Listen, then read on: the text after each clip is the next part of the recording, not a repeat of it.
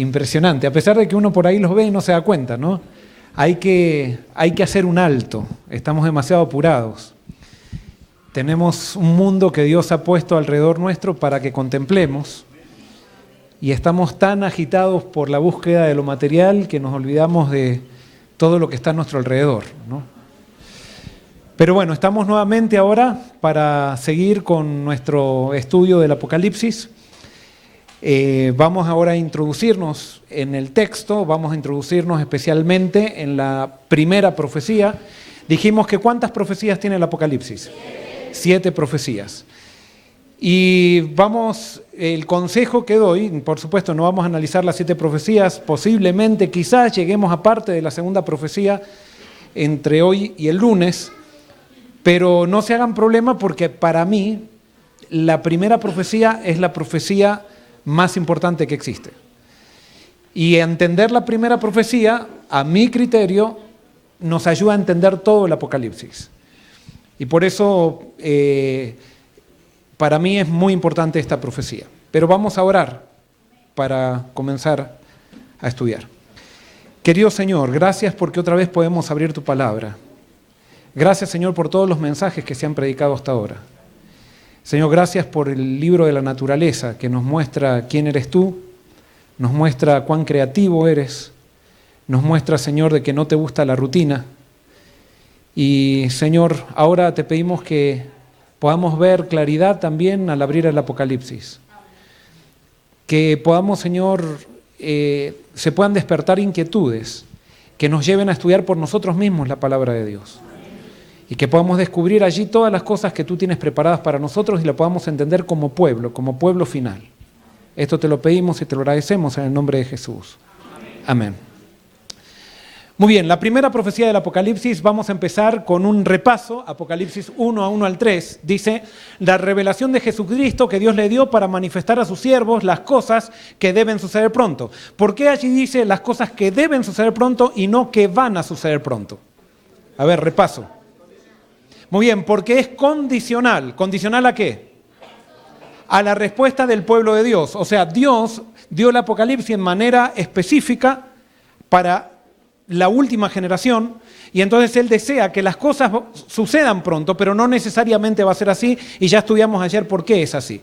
Y entonces dice, y la declaró enviándolo por medio de su ángel a su siervo Juan, que ha dado testimonio de la palabra de Dios y del testimonio de Jesucristo y de todas las cosas que ha visto.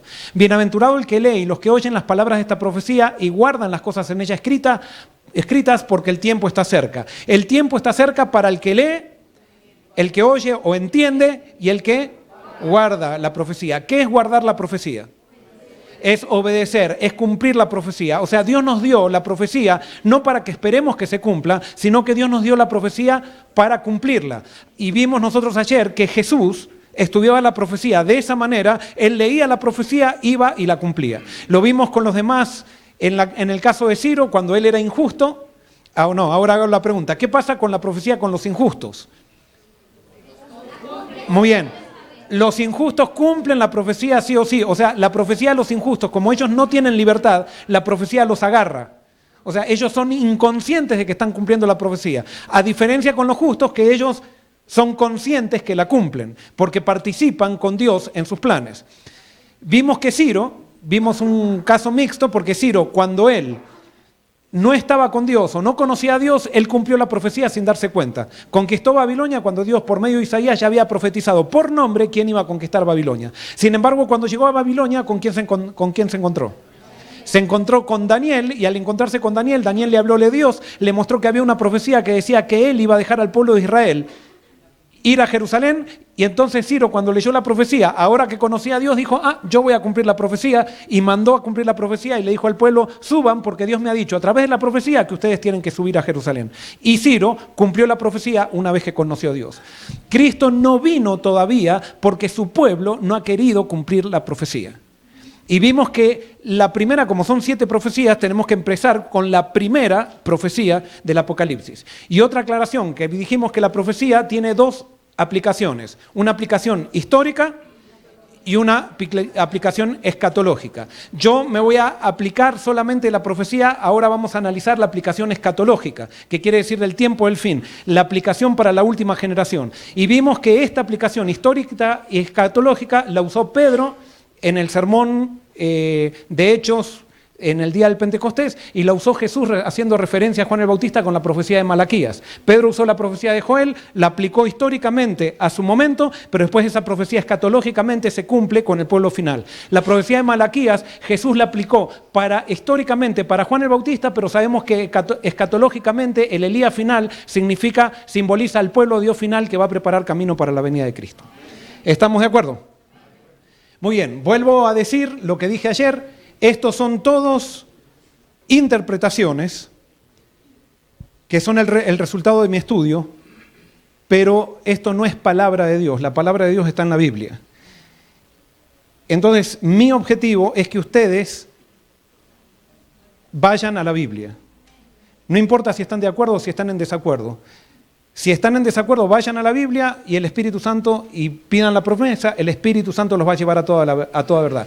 Si ustedes están de acuerdo, quizás vayan a la Biblia y confirmen con el Espíritu Santo de que esto es una verdad. Pero cada uno individualmente tendrá que decidir por sí mismo qué viene de Dios y qué no viene de Dios. Para eso a todos Dios nos dio una mente y nos dio el Espíritu Santo, acceso al Espíritu Santo para que podamos interpretar la Biblia correctamente.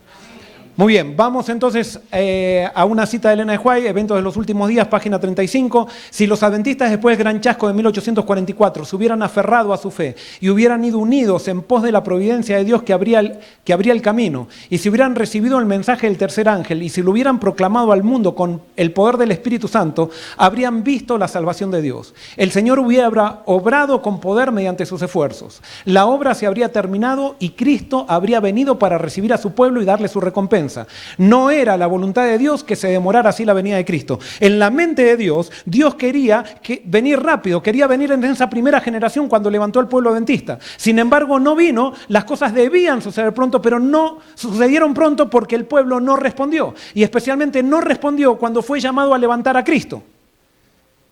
Y allí comenzaron a diluirse las cosas. Por eso decimos que Cristo podría haber venido en cualquier generación. Y entonces, ¿de dónde sacamos eso? Tenemos asidero bíblico para eso. Dios tenía una fecha para que Israel salga de Egipto. ¿Salió Israel de Egipto en esa fecha? Sí, sin participación de Israel. O sea, Israel salió sí o sí, aunque todavía eran un grupo de esclavos que no se habían olvidado de la ley de Dios, Dios los sacó de Egipto. Pero la entrada a Canaán estuvo determinada por la respuesta del pueblo a Dios. Y ellos entraron no cuando Dios quería, sino cuando el pueblo quiso. Dios quería que Israel entre en un año, sin embargo, ¿el pueblo cuánto tardó? 40 años. Y nosotros vimos que ¿por qué tardó 40 años? Por la murmuración, por la incredulidad, por la mundanalidad, por la idolatría, por eso no entraron a Canaán. Y Elena de White decía que los mismos pecados están retrasando a su pueblo. Pero el pecado de la idolatría ahora no es el mismo pecado de la idolatría de Israel. La idolatría ahora se maneja de otra forma. No seamos ingenuos al leer la Biblia pensando que ahora hay gente que está adorando imágenes. No, hay gente que ahora adora a sus ideas de Dios y no está dispuesto a recibir la revelación de Dios. Eso es idolatría. Pero vamos a comenzar. En la primera profecía comienza un mensaje. ¿A quién está destinado ese mensaje? Está destinado a 7 iglesias: Éfeso, Esmirna, Pérgamo, Tiatira, Sardis, Filadelfia y Laodicea. Dijimos que son 7, porque ¿qué simboliza el número 7? Plenitud. Plenitud. Entonces, dentro de estas 7 iglesias que tienen 7 características, están todos los miembros, las características de los miembros de iglesia que van a existir desde que Jesús se fue al cielo hasta la segunda venida de Cristo. En otras palabras, todos nosotros pertenecemos a alguna de estas iglesias. En todas las épocas, estas iglesias eran contemporáneas. En todas las épocas hubo gente de Éfeso, gente de Esmirna, gente de Pérgamo, Tiatira y así de todas las 7 iglesias. Pero específicamente en una época de la era cristiana hubo una característica que predominó más. Por ejemplo, del año 34 al año 100, la característica más predominante tuvo que ver con Éfeso, pero había gente tibia como Laodicea, había gente hipócrita como Sardis, había gente fiel como Filadelfia, había gente perseguida como Esmirna, pero lo que más lo que más había era gente que había perdido el primer amor. De la época del 100 al 313 está la época de Esmirna, donde había la mayor cantidad de gente era perseguida, era gente fiel, pero había gente también tibia, había gente hipócrita, había gente, pero la mayor cantidad, y así vemos sucesivamente. En este periodo, la mayor cantidad de gente tiene la característica de la Odisea. Pero entonces comienza el Apocalipsis con un mensaje.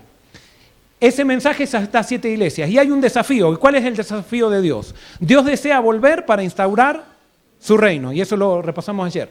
Se necesita advertir al mundo acerca de ¿qué? Acerca del juicio. Dijimos que el juicio ¿para qué es? Muy bien, el juicio es para salvación. Dios no viene a condenar, porque Jesús no vino a condenar, vino a salvar. Y por eso el juicio comienza con un juicio investigativo para ver quién aceptó la salvación. No es para ver quién se pierde, sino es para ver quién aceptó la salvación. Y Dios graciosamente va a darle la salvación a todos los que eligieron la salvación. La justicia de Dios no es darnos lo que merecemos, sino que es darnos lo que elegimos. Y esa es la justicia de Dios. Y después entonces, pero ¿cuál es el problema que tiene? Se necesita advertir al mundo acerca del juicio, pero su pueblo, ¿qué pasa? No está preparado. Y como su pueblo no está preparado, entonces Dios le envía, ¿qué? Un mensaje en la primera profecía. Y vamos a ver esto escatológicamente, o sea, vamos a ver esto cómo se aplica escatológicamente. ¿Cuál es la solución para todas estas mensajes? La solución para esto es la revelación ¿de quién? De Jesucristo. Y por eso el primer capítulo del Apocalipsis comienza con la revelación de Jesucristo. Ese humilde carpintero que había muerto en una cruz ahora aparece como Rey de Reyes y Señor de Señores, caminando en medio de las iglesias, porque cada iglesia, el problema que tiene cada iglesia se debe a que han perdido la revelación de Jesús, han perdido a Jesús de vista, y por eso tienen ese problema las iglesias. Y por eso comienza el Apocalipsis con una revelación de Jesús. ¿A quiénes se le da esta revelación de Jesús? A 7 iglesias, y las vamos a comparar estas 7 iglesias con 7 hijas, ya que en el Apocalipsis se compara las iglesias ¿con qué? Con mujeres, vamos a poner también como que son mujeres. Pero acuérdense que el símbolo en el primer capítulo, ¿qué es? El símbolo de las iglesias en el primer capítulo. Muy bien, son candelabros, esto es importante, lo tienen que guardar porque es algo muy importante que vamos a terminar con eso. Pero nosotros ahora vamos a simbolizarla como si fueran 7 hijas de Dios. Está la hija Éfeso, la hija Esmirna, la hija Pérgamo, Tiatira, Sardis, Filadelfia y la Odisea. Y vamos a hacer un pantallazo general de esta profecía, no nos vamos a meter en los detalles, pero ¿cuál es la situación? La situación es que hay 2 hijas, Esmirna y Filadelfia, 2 hijas que no reciben condenación y han experimentado arrepentimiento. No se las llama al arrepentimiento. Ellas han recibido la revelación de Dios, la revelación de Cristo, la han incorporado en sus vidas y a través de eso tienen una experiencia y esa experiencia está descrita justamente en estos mensajes. Esmirna y Filadelfia están arrepentidas, por lo tanto, si están arrepentidas, están preparadas ¿para qué? Están preparadas para recibir a Cristo. Pero hay 4 iglesias, Éfeso, Pérgamo, Tiatira y Sardis, ¿qué pasa con estas 4 iglesias? Estas iglesias son conscientes de que algo anda mal, pero no saben muy bien qué es lo que anda mal, y por lo tanto Dios les manda un mensaje y les llama a que se arrepientan. Jesús se les revela y le dicen, ustedes tienen que recibir un cambio de mente. Tienen que recibir un cambio de mente. Pero entonces hay una que es un caso desesperado. Por eso está de negro. ¿Cómo se llama? La Odisea. ¿A quién representa la Odisea? Posiblemente la mayoría de los que estamos acá somos miembros de la Odisea. ¿Y cuál es el problema de la Odisea? La Odisea no se da cuenta de su condición. O sea, las otras sospechan que tienen algo mal. Pero la Odisea es una esquizofrénica. No sabe lo que está viviendo. No se da cuenta. Es más, está totalmente autoengañada. ¿Y cuál es el problema? Se compara con todas las otras y ella piensa que es ¿qué? Que es la mejor. Es la mejor. Y no tiene ¿qué? Necesidad de nada. Absolutamente ninguna necesidad. Pero el testigo fiel, ¿qué le dice? Mira, tú piensas que eres la mejor. Yo siempre digo, ¿tú piensas que eres la última Coca-Cola del desierto? No, no lo eres. Tú eres, no solamente que eres una como las otras, sino que eres la la peor de todas. ¿Y por qué es la peor? Es la peor porque se considera la mejor. Hasta que no entendamos que el principal pecado en la iglesia y en el pueblo de Dios es el orgullo, no hemos descubierto el mensaje de Cristo. Orgullo por lo que sea. Porque a veces nosotros decimos que puede haber sanos orgullos. Es como decir, puede haber un sano cáncer. No, ningún cáncer es sano. No hay sano orgullo. No hay. Todo orgullo es pecado. Y el orgullo es el pecado que inició todo este problema. Y por eso lo que Dios pretende con el primer mensaje, la primera profecía, es que de su iglesia salga el orgullo. Pero yo no puedo decir, desde mañana no voy a ser orgulloso. ¿Cuál es la única solución para que el orgullo salga de mi vida? Es recibir una revelación del verdadero Jesús, no del anticristo, sino del verdadero Jesús, del Jesús que aparece en la Biblia, del Jesús de los evangelios, del Jesús fiel y verdadero. De ese Jesús. Y cuando yo recibo una visión de Jesús, yo puedo recibir una revelación de Jesús, entonces ahora comienzo a tener una revelación automáticamente como consecuencia de mí mismo. Y yo puedo hacer dos cosas con esa revelación, o matarla o negarla, que es lo que la mayoría dice que van a hacer, o recibirla con todo el dolor que con ello implica. No hay peor prueba en la vida cristiana que la crisis, o la vida, que la crisis de aceptar a Jesús. Yo a veces voy a visitar a los miembros de iglesia, cuando llego a una iglesia comienzo a visitar a los miembros y le pregunto, ¿y desde cuándo conoces a Jesús? ¿O desde cuándo te entregaste? Yo soy adventista de cuna. No, pero ¿cuándo te transformaste en discípulo de Jesús? No, pastor, soy adventista de cuna. Es como que hay algo inconsciente que pensamos que los adventistas no nos tenemos que convertir. Pensamos que el drogadicto se tiene que convertir, pero nosotros nacimos en la iglesia. Y como nacimos en la iglesia, ya nacemos fuera de toda inclinación pecaminosa y todo lo demás, y es como que si estuviéramos preparados ya para ser trasladados. No, nosotros nazcamos en la iglesia o nazcamos en el pináculo de la catedral o en la asociación general donde nazcamos, necesitamos conversión, transformación y humillación. Es un gran privilegio haber nacido en una familia adventista, pero puede ser la gran maldición si eso nos lleva a pensar que somos mejores que aquel que no nació en una familia privilegiada como la mía. Si eso me lleva a pensar que porque mi abuelita y mi abuelito fueron pioneros y plantaron iglesias y son los fundadores y tengo un apellido que todo el mundo reconoce dentro de la iglesia y por eso soy mejor que otros porque me educaron cantando himnos y cantando y recitando poesías en la plataforma, estoy peor que el drogadicto que está en la calle. Porque el drogadicto que está en la calle tan siquiera siente necesidad de algo, en cambio yo no siento necesidad de nada. Y ese es el peor pecado. Y ese es el pecado de la Odisea, y eso es lo que describe que experimentará la iglesia final, no la iglesia final, la iglesia antes del final, o sea, antes de arrepentirse. Ahora, el amor de Dios es tan grande que en este mensaje está el versículo, uno de los versículos más lindos de la Biblia, que a la vez es triste. ¿Cómo dice ese versículo? He aquí yo estoy a la puerta y llamo. Pero qué hermosa imagen, si alguien abre la puerta, no voy a entrar a criticar tu casa, no voy a entrar a criticar tu comida, no, simplemente me cenaré, me sentaré contigo a la mesa y cenaré contigo. No había una imagen más íntima en el pueblo judío que sentarse a cenar con alguien.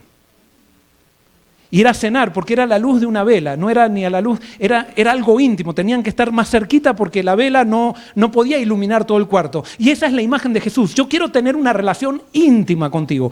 Pero ¿cuál es el problema? El problema de la Odisea es que ¿dónde está Cristo? Está afuera. La Odisea está hablando todo el tiempo de lo que hace por Dios, pero no sabe lo que Cristo ha hecho por ella.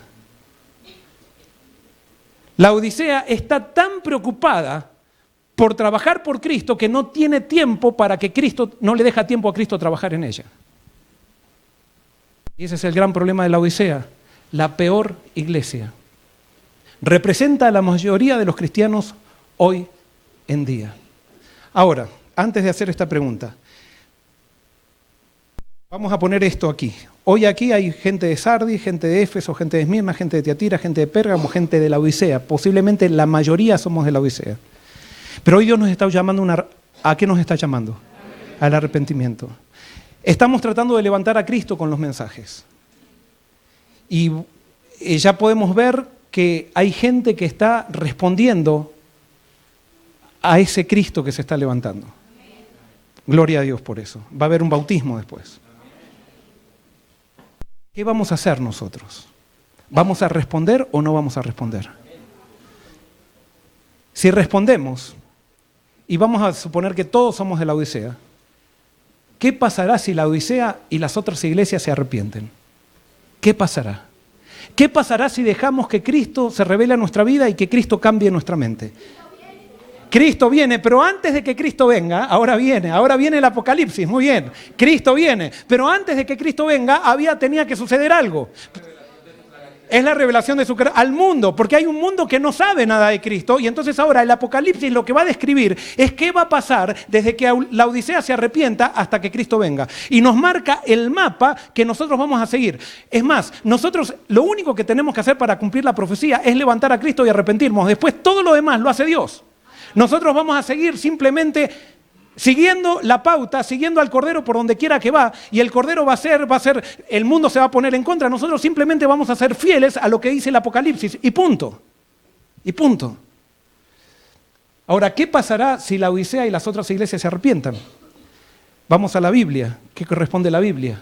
Segunda de Timoteo 3:12 dice, y también todos los que quieran vivir piadosamente en Cristo Jesús. ¿Cuántos? ¿Dice algunos?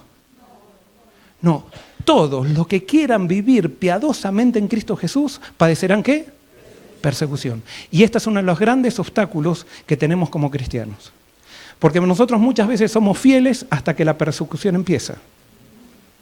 Pero cuando comienza la persecución y nos vemos amenazados, comenzamos a acomodarnos de acuerdo a las presiones que vienen, de acuerdo a lo que me dicen, de acuerdo a lo que hacemos una encuesta a ver qué piensa la mayoría y sabemos que es correcto, pero vamos a quedar con lo que hace la mayoría.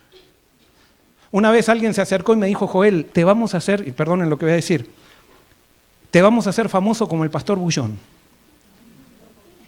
Y ojo, el pastor Bullón Dios lo ha usado en mi vida y no estoy, eso le estoy diciendo lo que dijo esa persona, no estoy hablando en contra del pastor Bullón. Dice, y cuando seas, pero ahora simplemente predica lo que te digamos.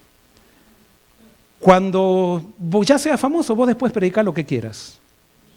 Pero ahora predica lo que te digamos.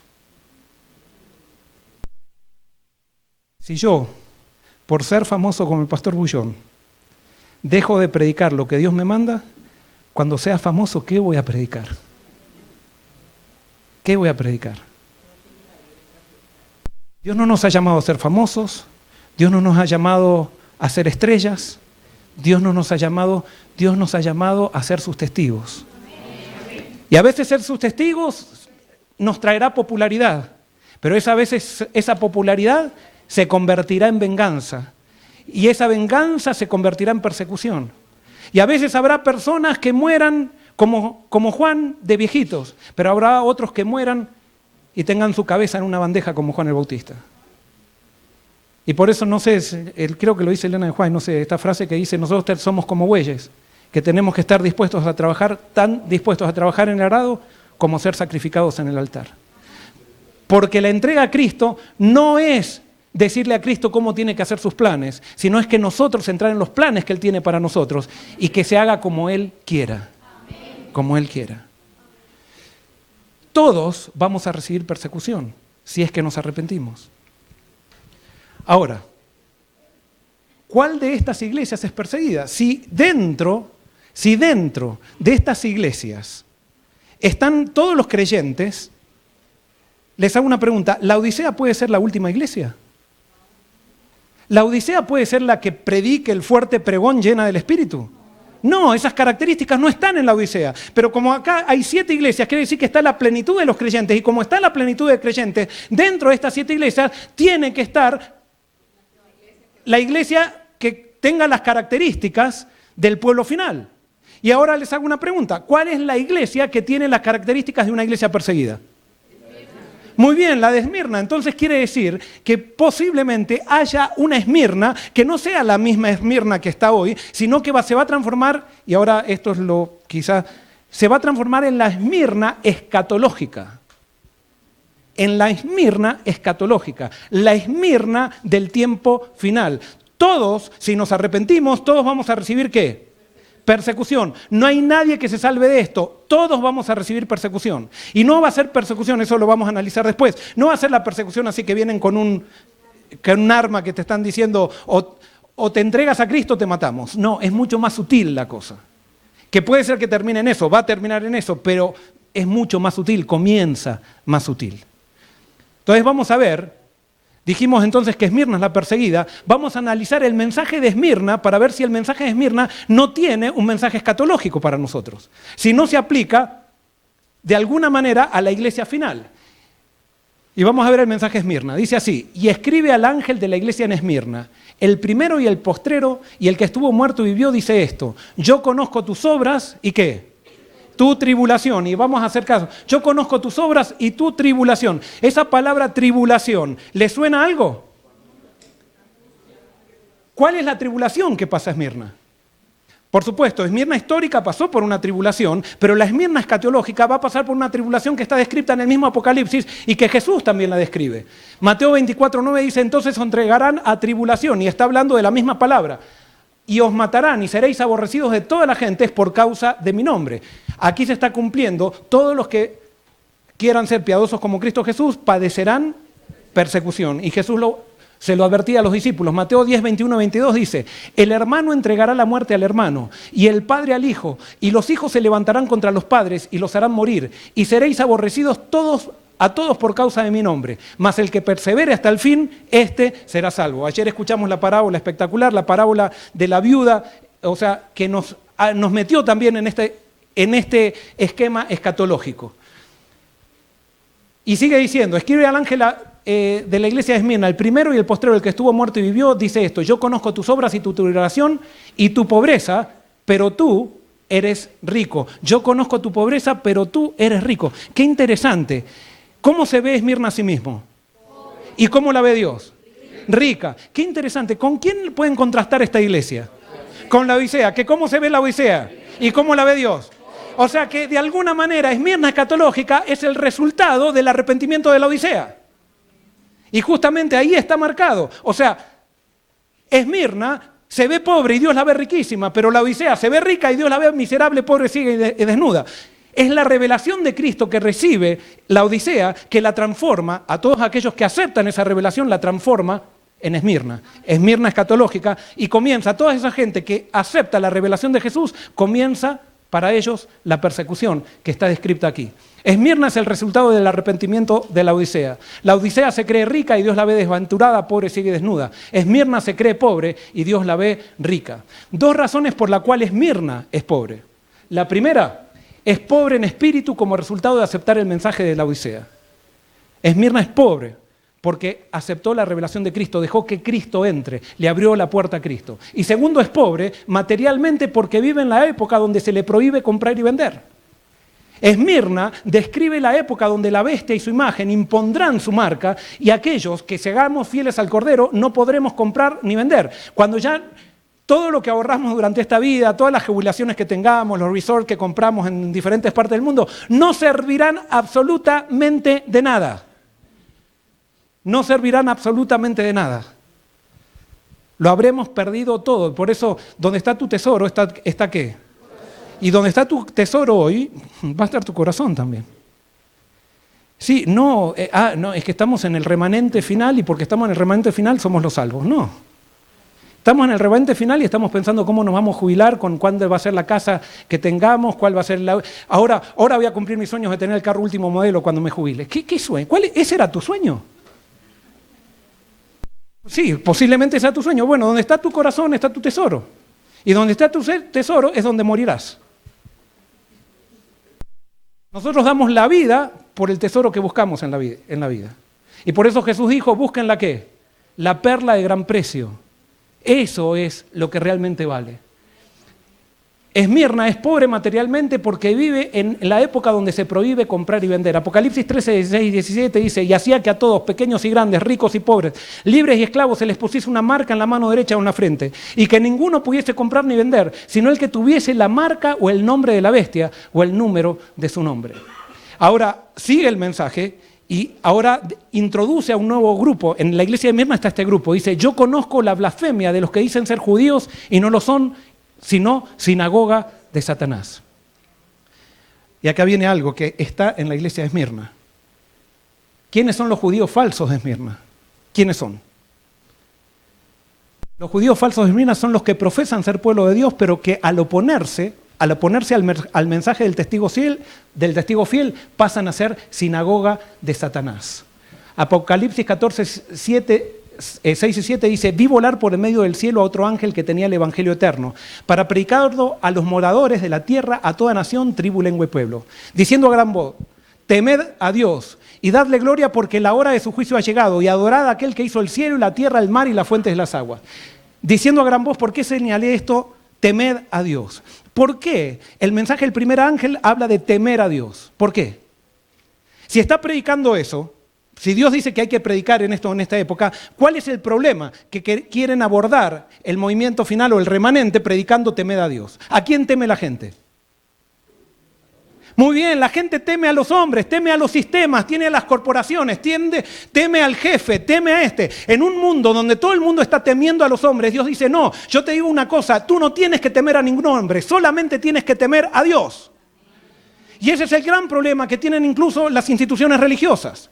Todos los sistemas humanos están compuestos de pecadores. Y por más que seamos iglesia remanente, los sistemas estamos. Y entonces hay gente que vive para Dios dentro del sistema religioso y hay gente que vive para los hombres. Eso pasaba lo mismo en la época de los judíos. ¿Se acuerdan cuando los fariseos y los saduceos mandaron a los alguaciles a capturar a Jesús? Los alguaciles fueron y escucharon el mensaje de Jesús y ¿qué hicieron? Se volvieron. Y cuando le dijeron, ¿por qué no lo trajeron? ¿Qué le dijeron ellos? Ningún hombre habló como este. ¿Y ellos qué le dijeron? Antes de eso, también ustedes, o después de eso, no me acuerdo ahora. Pero ¿qué más le dijeron? ¿Acaso?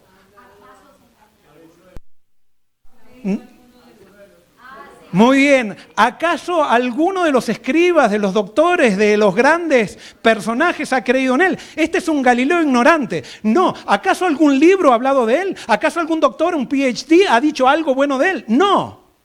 La autoridad para los saduceos y los fariseos eran los hombres. La autoridad para el Hijo de Dios es Dios, el Espíritu Santo a través de su palabra. Punto. Punto. Y vivimos todos con la tentación de vivir para temer a los hombres. Y ahora viene la otra, porque entonces ahora salen de acá y dicen, como la iglesia está compuesta de hombres, vamos a tirar una bomba a la iglesia. No. Tú sigues un humilde carpintero, tú no sigues un terrorista. Tú sigues a alguien que murió y esto, a ver, ¿cómo lo puedo explicar? Jesús, hablando de la puerta estrecha, dijo lo siguiente. ¿Cuántos son los que entran por la puerta estrecha? Pocos. ¿Y cuántos son los que se pierden? Muchos. Esta estadística, ¿quién la hizo? Jesús. Entonces, si la estadística de Jesús no es incorrecta, la mayoría de acá nos perdemos. Y solamente una minoría entra por la puerta estrecha. ¿Qué es entrar por la puerta estrecha? Es aceptar la revelación de Jesucristo. Pero si esa estadística es correcta, a nivel de asociación, la mayoría de los que están en la asociación, ¿qué pasa? ¿Se salvan o se pierden? Se pierden. La mayoría de los que están en la unión, ¿se salvan o se pierden? Pero no estamos diciendo que todos o algo. No, es que esa es la estadística de la Biblia. Entonces nosotros no podemos estar haciendo encuestas para ver de qué lado está la verdad. Nosotros tenemos que estar del lado de la verdad, de acuerdo a la revelación del Espíritu Santo a través de la palabra. Punto. Y sí, hay excepciones. Y les digo, cuando un grupo de gente, la mayoría se transforman en personas que siguen a Cristo, eso se transforma en movimiento. La institucionalización es el resultado de una corporación que en algún momento la mayoría dejó de seguir a Cristo y se transformó en personas que siguieron al sistema, que pusieron al sistema por encima de Dios. Babilonia es poner al sistema por encima de Jesús. Eso es Babilonia. Es poner a la institución por sobre Dios. Es amar la causa y no amar a Cristo. Es amar a la iglesia de Cristo, pero no estar dirigido por Cristo. Eso es institucionalismo. Y eso es lo que describe el Apocalipsis. Y nosotros no podemos encontrar una iglesia perfecta hasta la segunda venida de Cristo. Por lo tanto, vamos a tener que aprender a convivir con esto. Lo único que tenemos que ver cada uno de nosotros, o lo que tenemos que darnos cuenta, es que todos tenemos la tendencia pecaminosa de ser cizaña. Y todos tenemos que bajar nuestra cabeza y decir, Señor, perdona. Porque temo a los hombres y no te temo a ti. Dame la valentía que viene de ti para ser firme a pesar de que se desplomen los siglos. Sí. Sí.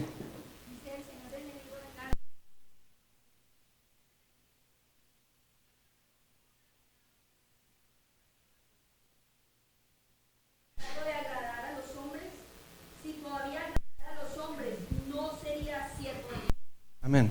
Amén. Gracias. Entonces, ¿quiénes son los de la sinagoga de Satanás? Los de la sinagoga de Satanás son los que pretenden ser pueblo, porque dice que son judíos y no lo son. Pretenden ser pueblo de Dios. Judío en el Nuevo Testamento significa pueblo de Dios. Entonces, son los que pretenden ser pueblo de Dios, pero no lo son por sus actitudes, porque no han aceptado la revelación de Cristo. Y entonces cuando no aceptan la revelación de Cristo, cuando no aceptan cómo Cristo se revela, le pasa exactamente lo que le pasó a Caín con Abel. ¿Qué hizo Caín cuando no aceptó la revelación de Cristo? Cuando puso frutas en vez de poner un cordero. ¿Qué es lo que hizo? Se puso envidioso de aquel que puso un cordero y entonces fue y lo mató. Y lo mismo va a pasar. ¿Dónde comienza la persecución? ¿Dónde? La persecución comienza donde Dios nos mandó a misionar. Donde Jesús nos mandó a misionar. ¿Y dónde nos mandó a misionar Jesús? Jesús nos dio una estrategia. ¿Dónde? Jerusalén, Judea, Samaria y hasta lo último de la tierra. Por lo tanto, la persecución, ¿dónde comenzó? En la iglesia apostólica. En Jerusalén. ¿Dónde va a comenzar la persecución al fin del tiempo? En Jerusalén. Aquí va a comenzar la persecución. Cuando tú quieras levantar a Cristo, por ejemplo, aquí en este mismo grupo, va a haber gente que... Hay gente que vieron que no se sienten vivos si no están en medio de una pelea. Y eso es como que van a la iglesia a pelear. Yo les llamo los pendencieros de la iglesia. O sea, van a pelear. Entonces bien, y posiblemente hayan venido también a este lugar. Entonces, vienen a buscar a ver en qué se equivocó el pastor. Para empezar a hablar mal y empezar a organizar una guerra en contra. Esas son gente pendenciera, esas son gente que no aceptaron la revelación de Cristo, porque cuando tú sigues a Cristo, tú puedes tener miles de enemigos, pero tú no eres enemigo de nadie. Vas a ser perseguido por todos, pero como vimos en el primer tema, el Hijo de Dios es perseguido, pero nunca persigue a nadie. Por lo tanto, si tú estás ahí repartiendo papelitos y que esto, que lo otro, o sea, estás del otro lado, hermano. Estás del otro lado, arrepiéntete. Ah, no, pero es que ustedes están creyendo la doctrina de Babilonia. Es que no se trata de creer, se trata con quién estás. Tú puedes tener todas las doctrinas puras y estar con Satanás. No se trata de definiciones, se trata de experiencia, se trata de vida. Y hay un solo termómetro bíblico para determinar quién está con Cristo o quién no está. ¿Cuál es ese termómetro? Sí, pero ¿cuál es el fruto? ¿Por qué nosotros nos lavamos los pies antes de la Santa Cena? Para prepararnos, porque el termómetro, si estoy con Cristo o no, es en mis relaciones con la gente. Entonces, si yo estoy persiguiendo a alguien, yo por más que esté definiendo la doctrina correcta, yo no estoy con Cristo. Eso lo dice el apóstol Juan, lo dijo Jesús, lo dijo todo el mundo. Para nosotros nos encanta definir griegamente, entonces decimos, ese es hereje porque cree algo que yo no creo. Sí, está bien, hay que creer las cosas correctas, pero lo más importante es amar. Lo más importante son las relaciones. Lo más importante es mostrar el carácter de Cristo por medio del amor. Eso es lo más importante. Pero como sabemos que eso no lo podemos hacer a menos de recibir una transformación, nos encanta quedarnos con la herejía doctrinal. Ser perseguidores de herejes. ¿Es importante en qué creemos? Sí, es importante, pero mucho más importante es lo que vivimos que lo que creemos. Y eso es el mensaje del Apocalipsis también. ¿Dónde comienza siempre la persecución? Comienza en Jerusalén, pero Dios dice, no temas en nada lo que ¿qué? Lo que vas a padecer, porque Dios ya tiene todo solucionado. Ya la victoria está asegurada en Cristo. Es más, este grupo está sellado y el sello es para protegernos de toda amenaza que venga de afuera. Mateo 5, 10 al 12 dice, bienaventurados los que padecen persecución por causa de la justicia, porque de ellos es el reino de los cielos. Bienaventurados sois cuando por mi causa os vituperen y os persigan y digan toda clase de mal contra vosotros mintiendo. Esto parece algo sádico. No sádico, no, masoquista, perdón. Masoquista, como diciendo, estoy perseguido, pero estoy feliz, me están persiguiendo, Y bueno, esa es la locura del Evangelio. Alguien, pastor, me están persiguiendo porque yo quiero ser fiel. Bueno, ¿por qué lloras? Bienaventurado. Todo el que sigue a Cristo padece persecución. Ahora, no todo el que es perseguido sigue a Cristo.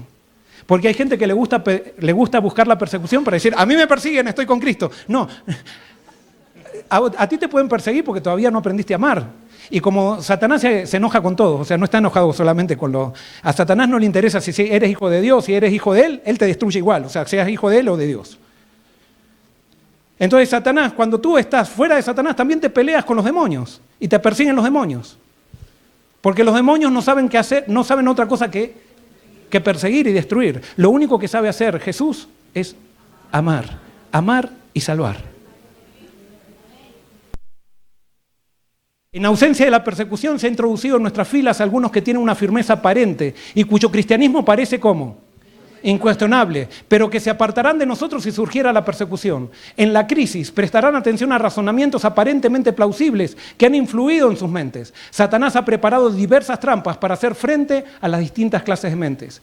Cuando se invalide la ley de Dios, la iglesia será zarandeada por pruebas terribles y una proporción más elevada de la que ahora anticipamos prestará atención a espíritus seductores y a doctrinas de demonios.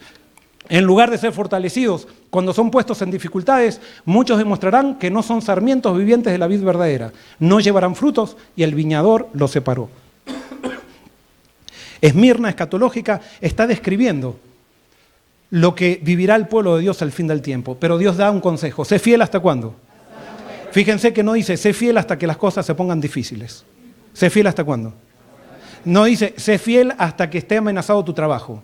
¿Sé fiel hasta cuándo? Hasta la muerte. No hay otra clase de fidelidad. La única fidelidad que la Biblia enseña es fidelidad ¿hasta cuándo? Hasta la muerte. ¿Fidelidad a quién? Y especialmente a Jesucristo. Muchos serán encarcelados, muchos para salvar sus vidas subirán tanto de las grandes ciudades como de las poblaciones pequeñas, y muchos serán mártires por causa de Cristo al permanecer firmes en favor de la verdad. Muchos va a haber mártires, nosotros muchas veces pensamos, no, ya en el tiempo final nadie va a morir. No, acá está prediciendo que va a haber martirios. La iglesia de Esmirna predice que va a haber martirio. Sí, va a haber un momento que no va a haber más martirio, pero va a haber un momento que sí va a haber martirio. Y eso aprendíamos ayer también aquí cuando estábamos. O sea, martirio va a haber. Y vamos a morir, pero lo hermoso del Apocalipsis es que si tenemos que morir, ¿cómo lo vamos a ver?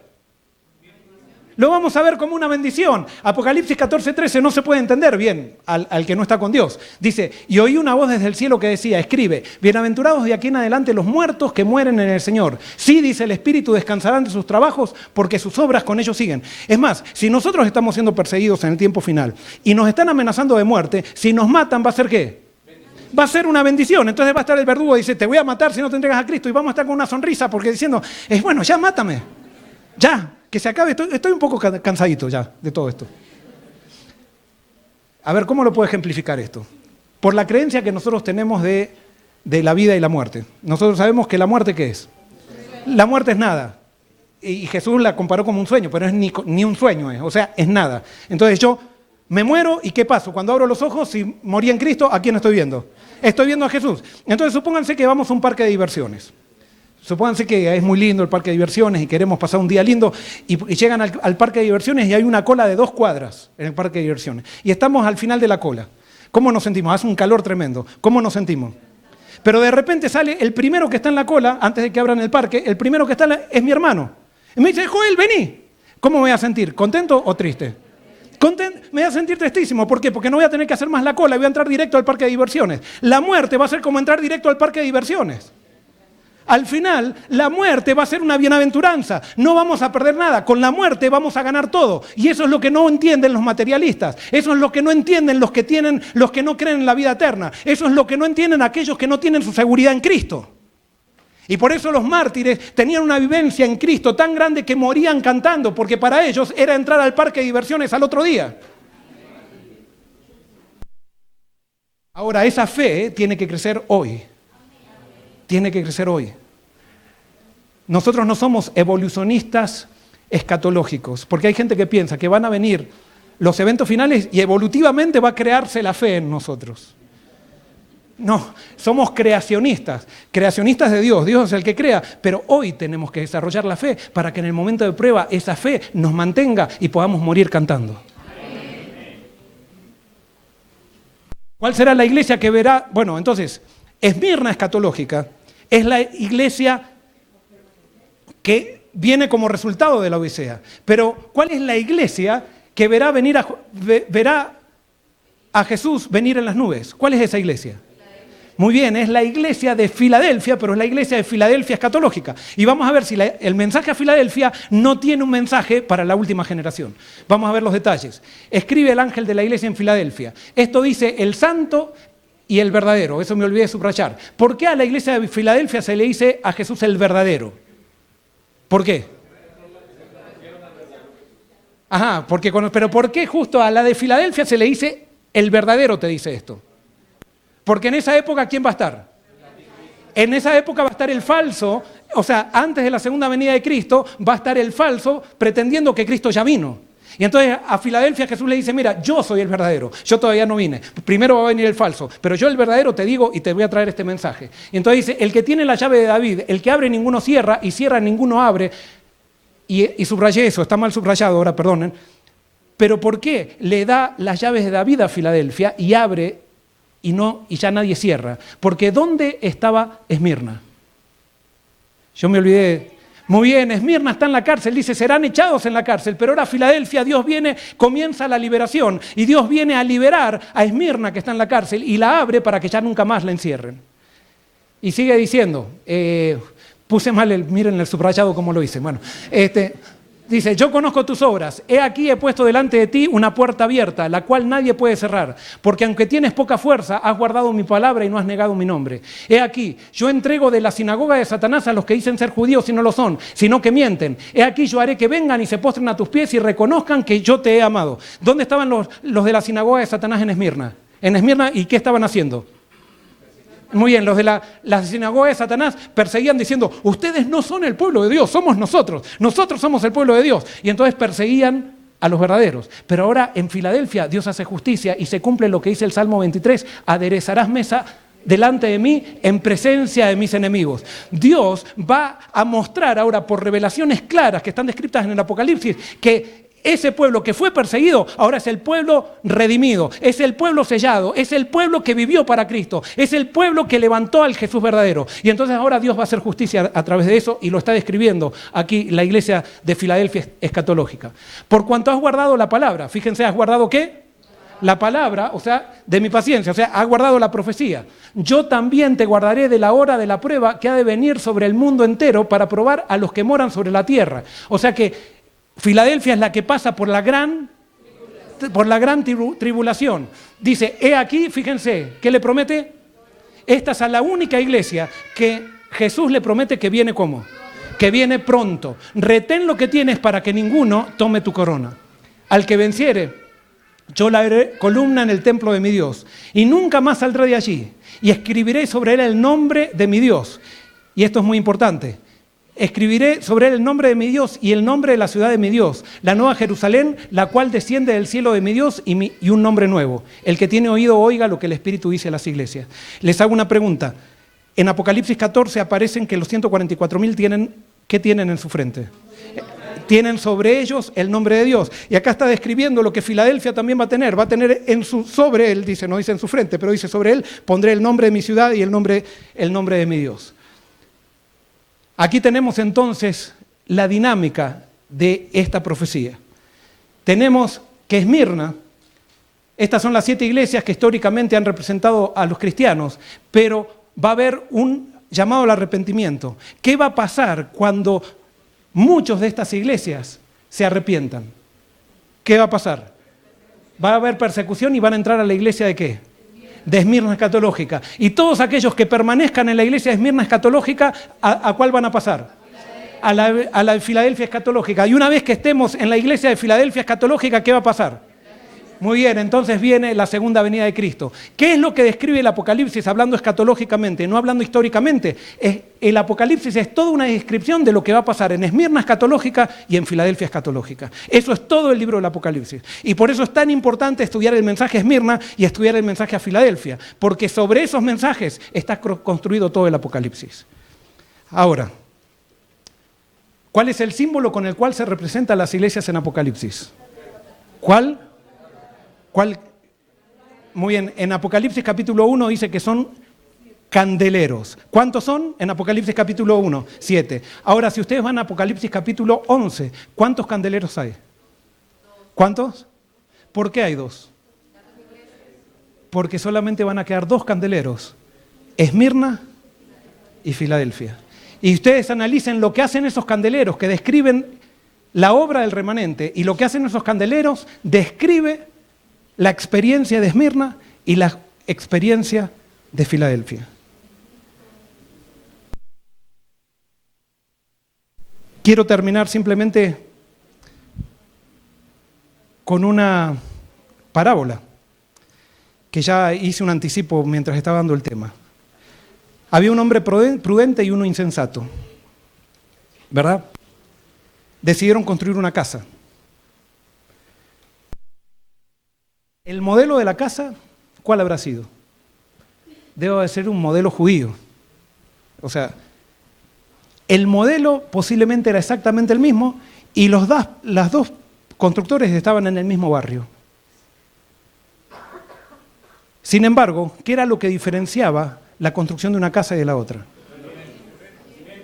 Muy bien, lo que diferenciaba una casa de la otra no era lo que se veía, sino lo que ¿qué? Lo que estaba debajo, lo que no se veía. ¿Quién habrá terminado primero la casa? ¿El que construyó sobre la arena o el que construyó sobre la roca? Posiblemente el que construyó sobre la arena, porque era mucho más fácil. En cambio, construir sobre la roca había que entender la consistencia de la roca para poder construir sobre la roca.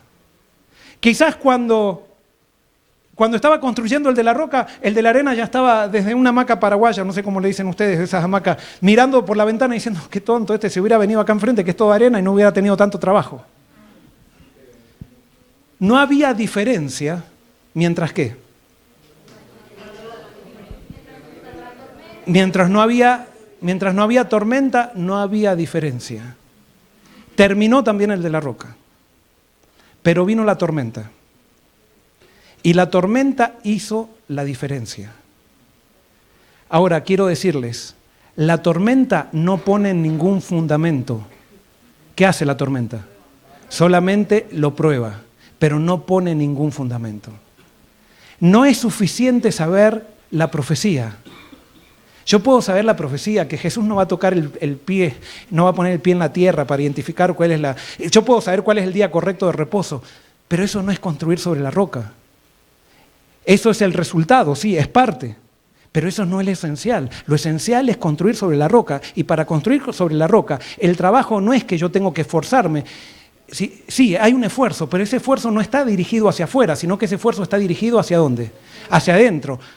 A orar con Juan es necesario que él crezca y que yo disminuya. Esa es la oración que nosotros necesitamos. Pero ¿cuándo tenemos que construir? Es en el tiempo de paz. Cuando llegue el tiempo de crisis será demasiado tarde. Este es el tiempo para construir. No hay otro tiempo. Y con esto no estoy queriendo darte miedo, sino lo que te estoy queriendo decir es que si tú has venido acá, como yo he venido también, es que Dios te trajo para que escuches este mensaje y estos mensajes que se están predicando, porque Dios tiene un plan contigo. Y tiene un plan de hacerte parte del movimiento más especial que alguna vez existió en la historia. Y por eso te trajo aquí. Te trajo para que recibas estos mensajes y no para que los recibas, para que te vayas de acá y te digas, ay, qué lindo lo que se habló, sino que vayas y profundices en tu casa y comiences a construir sobre la roca. Que comiences a construir en tu iglesia sobre la roca. Que cuando des una escuela sabática no hables de arena, habla de la roca. Que cuando prediques un sermón, deja de hablar de la arena, habla de la roca. Que cuando escribas un libro, deja de hablar de la arena, habla de la roca. Sí, y vamos a tener que hablar de la tormenta también. Pero el foco no va a ser la tormenta. El foco va a ser la roca. Porque si estamos sobre la roca, ¿qué importa la tormenta? Si estamos sobre la roca, este privilegio que Dios nos da para transitar ahora de aquí hasta la segunda venida de Cristo, es simplemente el privilegio de ver a Dios como nunca lo hemos visto. Es el privilegio de recibir, de ser testigos de algo que toda la humanidad quiso vivir y no ha podido. Y Dios nos está llamando a ser parte de ese grupo tan especial. Moisés murió queriendo ser parte del remanente. Juan el Bautista murió queriendo ser parte del remanente. Esteban murió queriendo ser parte del remanente. Y Dios nos está dando el privilegio a nosotros. ¿Quién va a formar parte del remanente? No aquellos que simplemente han nacido en un hogar adventista, han sido nietos de pioneros y han recitado poesías lindas en la plataforma. El Apocalipsis lo define muy bien. Van a ser parte del remanente aquellos que han lavado sus vestiduras en la sangre del Cordero. Todos tenemos acceso a ser parte del remanente.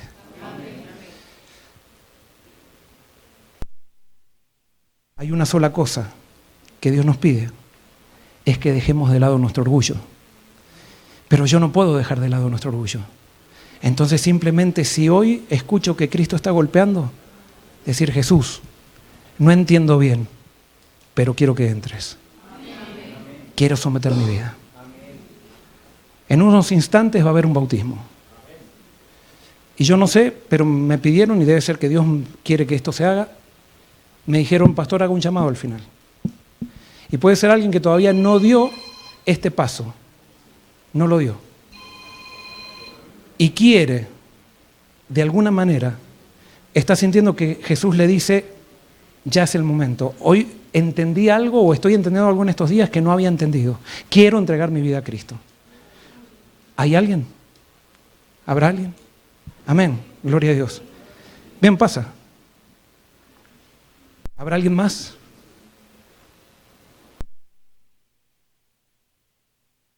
Gloria a Dios. Gloria a Dios por esto. ¿Cómo es tu nombre?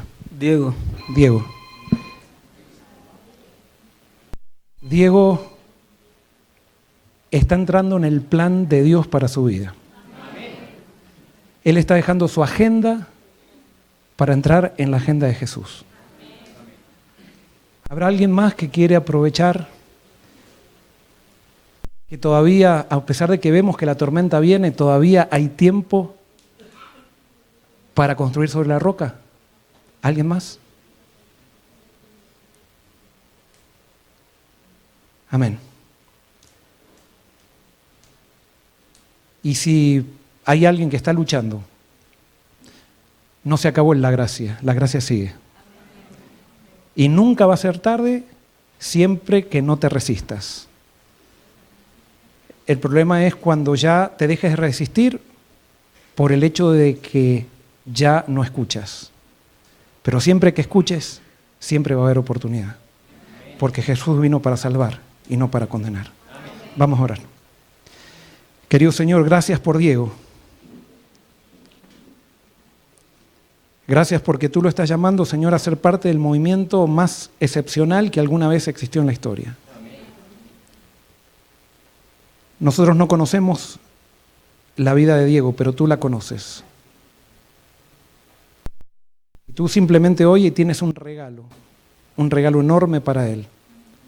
Es el regalo de Jesús, que cubre, Señor, todos sus pecados. Él quiere lavar sus vestiduras en la sangre del Cordero y acepta su sacrificio como un sacrificio pleno para el perdón de sus pecados. Y dentro de unos momentos Él va a dar su testimonio público a través del bautismo. Señor, te pido que Diego sea una de las columnas de tu pueblo en el final. Y si tú un día lo llamas a dar su vida por ti, que Él lo vea como una bienaventuranza. Y si lo llamas a vivir hasta que tú vengas en las nubes, que Él pueda ser, Señor, una antorcha y un testigo tuyo para que muchas personas entren a tu pueblo. Bendícelo, séllalo y bendícenos a todos, Señor. Nos entregamos a ti. En tu nombre te pedimos todo. Amén. Amén. Recuerda quiénes somos. Fuimos los alborotadores, los revolucionarios, los radicales, los idealistas, los poco convencionales, los inconformistas, los fanáticos, los soñadores, los disruptivos, los pensadores y hacedores, los reformadores. Sacrificio era la palabra que nos definía. Puedes citarnos o no estar de acuerdo con nosotros, seguirnos o oponerte, pero lo único que no puedes hacer es ignorarnos, porque cambiamos las cosas, aceptamos responsabilidades, somos líderes en los negocios, inventores, influencers, innovadores, empresarios, amos y no esclavos de las circunstancias. No podemos ser comprados o vendidos. Nuestra conciencia es tan exigente con el deber como la aguja al polo. Defendemos la verdad aunque se caigan los cielos. Empujamos a la humanidad a su destino eterno, porque amamos a las personas y a Dios. Y aunque algunos piensen que tenemos un espíritu de oposición, nosotros lo vemos como espíritu pionero y espíritu de riesgo, espíritu emprendedor, espíritu misionero, el Espíritu Santo. Porque las personas que están tan locas como para pensar que pueden cambiar el mundo son quienes lo hacen. Fuimos creados para crear.